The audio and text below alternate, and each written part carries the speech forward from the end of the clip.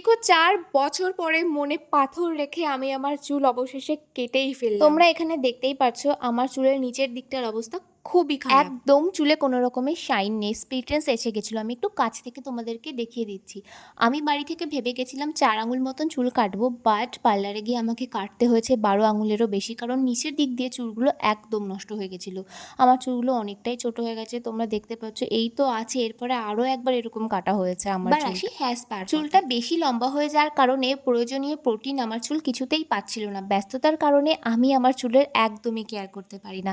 সেই জন্যই এতটা খারাপ অবস্থা আছে, একবারে হেয়ার স্পা ট্রিটমেন্টে আমার চুলের কিছুই হবে না। এরপরে প্রতি মাসে আমাকে ঘরোয়াভাবে চুলের যত্ন নিতে হবে, তারপরে গিয়েই চুলগুলো ন্যাচারালভাবে সুন্দর হেয়ার হবে। স্পা ডান। আর তোমরা দেখতে পাচ্ছ হেয়ার স্পা করার পরের রেজাল্ট। আমি হেয়ার স্পার একটা বড় ডিটেল ভিডিও বানিয়েছি, যেখানে তোমরা দেখতে পারবে পার্লারে hair spa step by step কীভাবে করা হয়।